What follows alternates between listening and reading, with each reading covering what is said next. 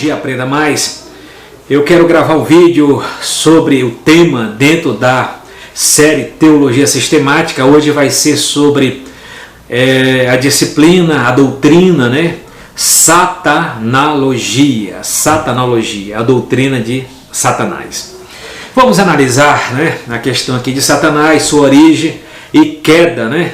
Então, começando de já, vamos pensar a questão de a concepção popular, né? De acordo de um diabo com chifre, né?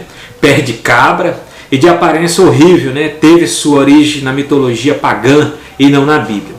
De acordo com as escrituras, Satanás era originalmente, né? A palavra Lúcifer não aparece nas nossas traduções, não aparece no grego e não aparece também no hebraico, tá? A única vez que a palavra Lúcifer aparece em uma tradução da Vulgata Latina de Jerônimo do século V, né? E daí que aparece a palavra Lúcifer na tradução da estrela d'alva, né? Que está em Isaías 12:14 ou 14:12. Então aparece a palavra Lúcifer, literalmente que significa o que leva a luz. O mais glorioso dos anjos, mas ele orgulhosamente aspirou a ser como o Altíssimo e caiu na condenação do diabo, né?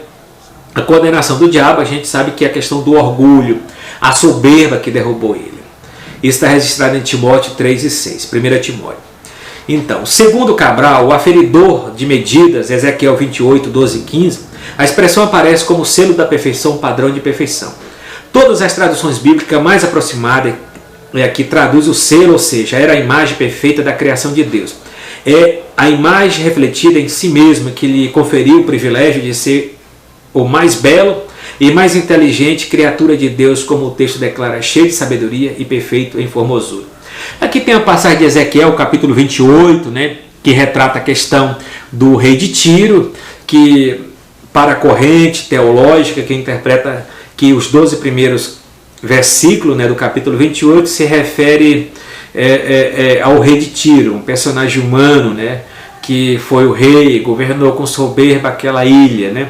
E também do capítulo 12 até o 15 em diante para frente aparece uma figura espiritual que muitos exegetas, né, eruditos interpretam que possivelmente se retrata da queda de Lúcifer, né?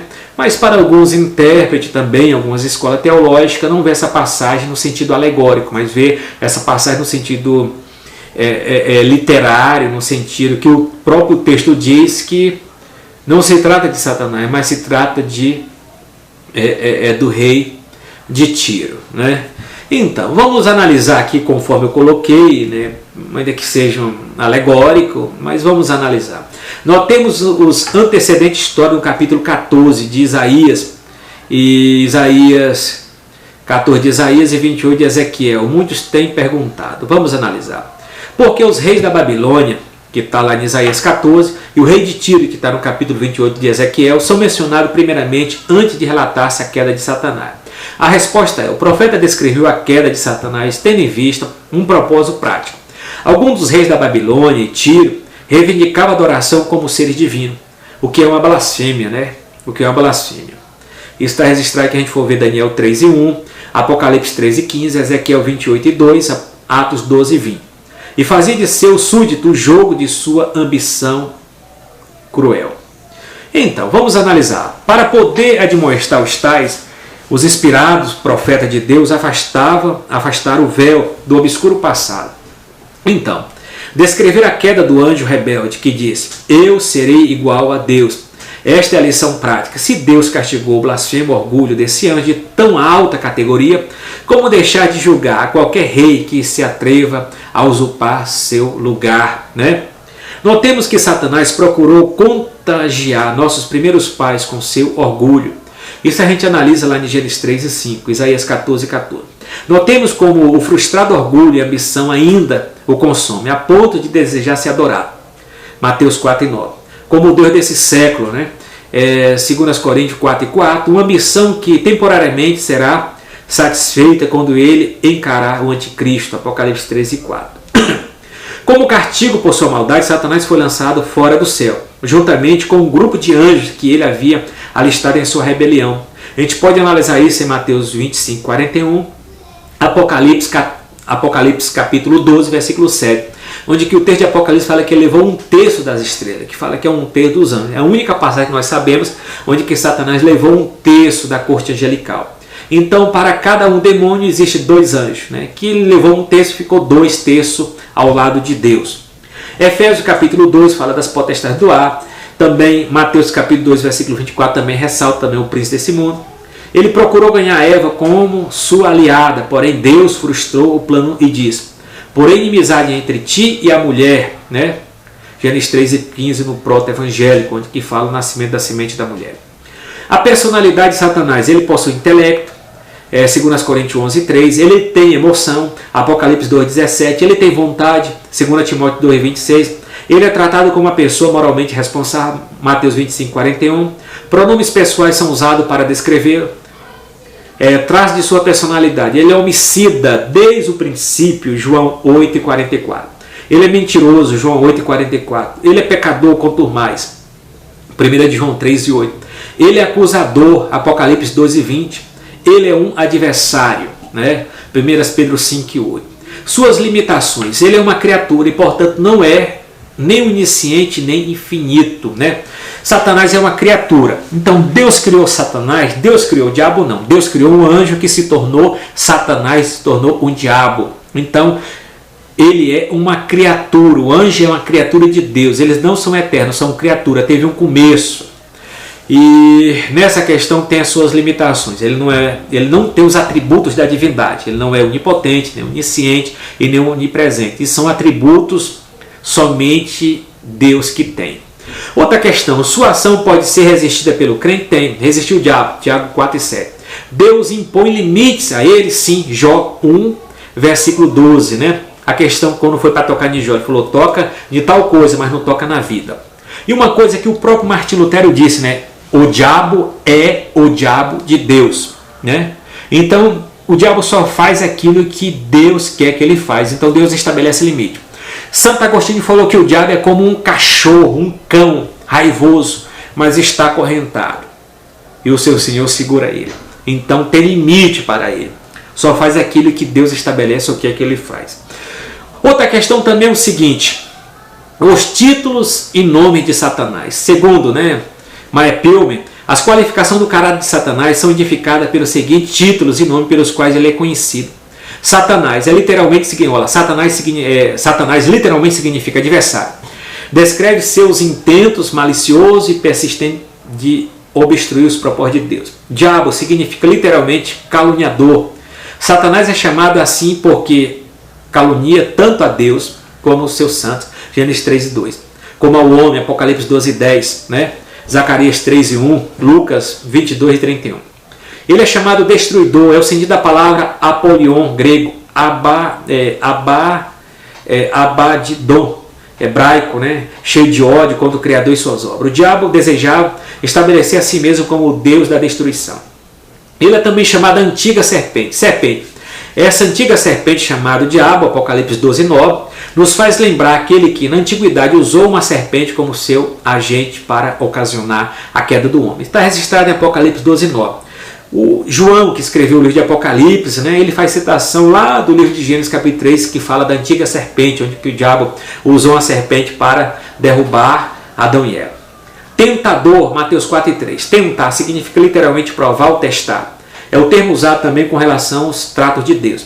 Mas enquanto Deus põe à prova os homens para o seu próprio bem, para purificar e desenvolver seu caráter, Satanás tenta com os propósitos maliciosos de destruí-lo. Há uma diferença entre tentação e provar.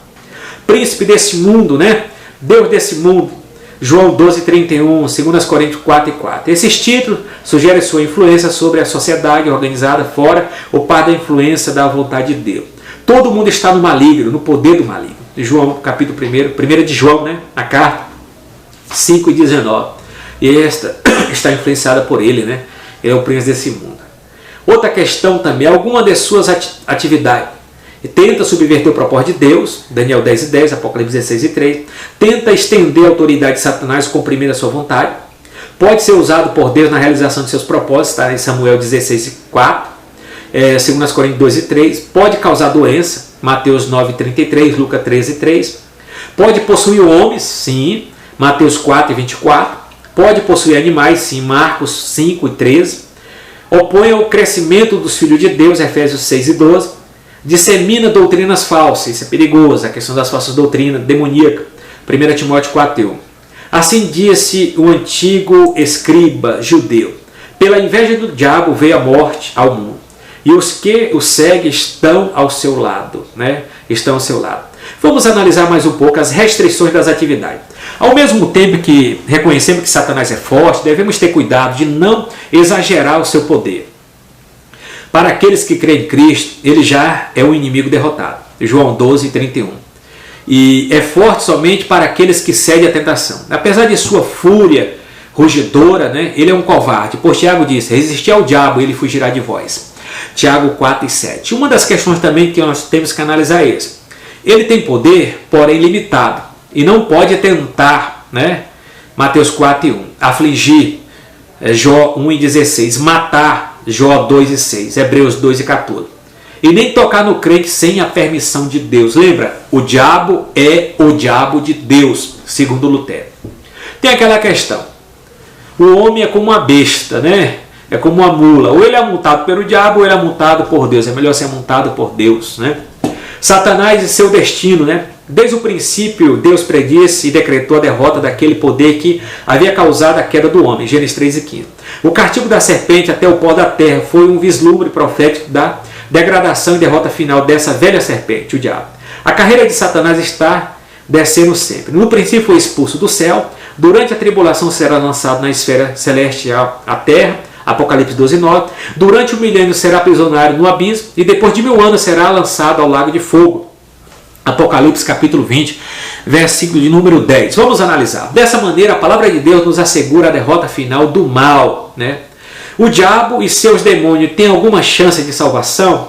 A resposta é não. Novamente, o diabo e seus anjos têm alguma chance de salvação? Resposta não, pelas seguintes razões. O inferno foi preparado para o diabo e seus anjos, Mateus 25, 41. Logo, já está determinada a condenação desses espíritos malignos. Não há perdão para o mundo espiritual. No juízo final serão julgados espíritos humanos, julgamento dos mortos, né? O justo juiz julgará vivos e mortos. 1 Pedro 4 e 5, Atos 10 e 45, 42, Apocalipse capítulo 11 e 18, dos quais os anjos caídos não faz parte, porque já foram julgados. O diabo e os demônios já estão condenados, porque o príncipe desse mundo já está julgado, né? Jesus falou ainda na terra, João 16 e 11, 2 Coríntios 4 e 4, Hebreus 2 e 14. Pega essas referências, né, e analisa.